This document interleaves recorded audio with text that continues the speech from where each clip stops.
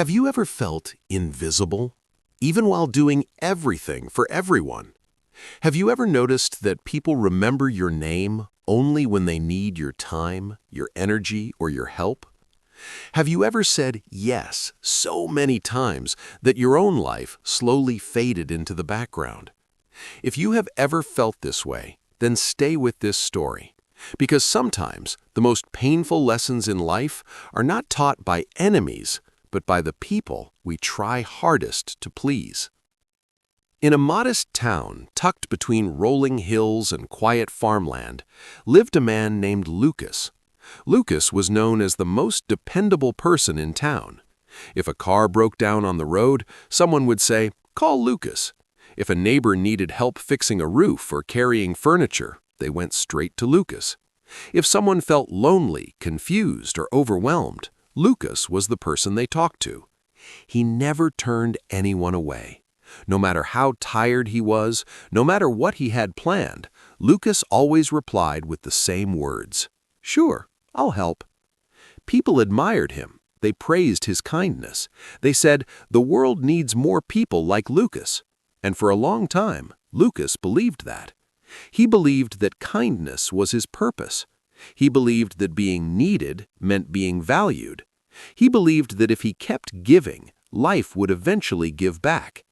But life doesn't always work that way. Slowly, quietly, Lucas's own life began to fall apart. The wooden steps leading to his house became loose, but he never fixed them. His garden turned dry and empty. Bills piled up on his table, unopened. His dreams, once clear and exciting, were pushed aside again and again.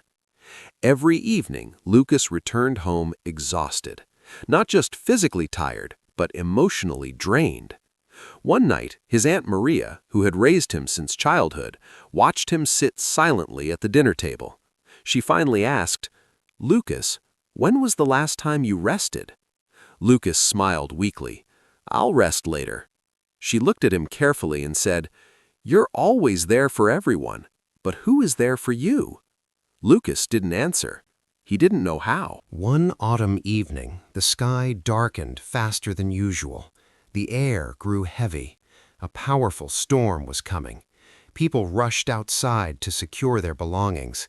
Lucas heard shouting from down the street. His neighbor Ben was struggling to cover his tools. Without hesitation, Lucas grabbed his jacket and ran to help. They worked quickly, fighting the rising wind. Rain began to fall. By the time everything was safe at Ben's place, Lucas realized something terrible. He hadn't protected his own home. He ran back through the storm, but it was too late. Water flooded his yard. Furniture was damaged. His small storage shed collapsed under the wind. Lucas stood in the rain, completely still.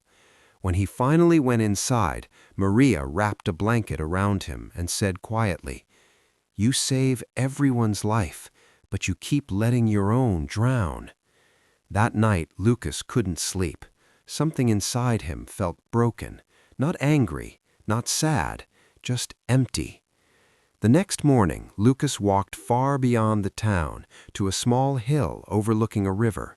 There lived an elderly woman named Mrs. Ellen, once a school principal, now living alone with her thoughts and memories. Lucas sat beside her and said, "I don't understand myself anymore. I help people all day, every day, but I feel like I'm disappearing. Why does kindness feel like punishment?" Mrs. Ellen listened without interrupting. After a long silence, she pointed to the river below and asked, "What happens when a lamp gives light all night without rest?" Lucas replied, "It burns out." She nodded.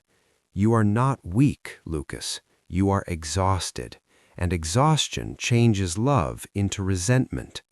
She continued, "Helping others is good, but helping others while abandoning yourself is not kindness. It is self-neglect." Lucas felt something shift inside him. She gave him a simple challenge. For the next 10 days, don't answer immediately. When someone asks for help, pause. Ask yourself, Can I do this without hurting myself? If the answer is no, say, not today. Lucas wasn't sure he could do it, but he promised to try. The very next day, Ben came rushing. "Lucas, I need help moving some heavy equipment." Lucas looked at his own home, the broken shed, the soaked furniture, the mess he had ignored for years. His instinct screamed yes, but instead he breathed deeply and said, "I can't today. I need to fix my place first." Ben stared at him in disbelief. "You? Saying no?" Lucas nodded. Ben walked away, confused and slightly annoyed. Lucas felt guilty. His hands shook, but he stayed. By evening, the shed was repaired.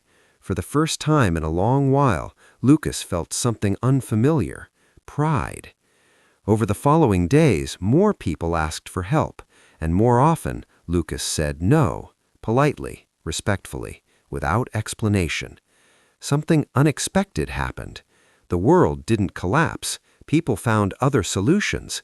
Some stopped asking altogether. Some treated him differently, less casually, more carefully. And Lucas began to change. He slept better. He woke earlier. He cleaned his home. He started planning his future again. One night, another storm hit. Rain poured through a leak in Lucas's roof. He waited. No one came. No knocks. No offers. For a moment, the old pain returned. Then Lucas picked up his tools and fixed it himself. As he sat under the repaired roof, he whispered, "I don't need to be needed to be worthy." Weeks passed. Lucas no longer rushed at every call. He chose his time carefully. He helped when he could and rested when he couldn't. And slowly the town adjusted. People respected his boundaries. Some admired him more. Others drifted away. But Lucas felt peaceful. His home looked alive again. His laughter felt real. One afternoon, Mrs. Ellen visited and asked, "Did people leave when you stopped giving everything?" Lucas smiled. "Yes, but the right ones stayed." She nodded. "Then you didn't lose people. You lost misuse.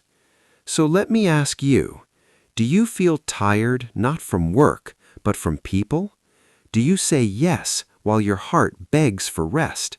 Do you fear being forgotten if you stop giving? Remember this: saying no does not make you selfish. It makes you honest. You are not here to be used. You are here to live. Protect your time. Protect your energy. Protect your peace. Because when you finally respect yourself, the world learns how to treat you.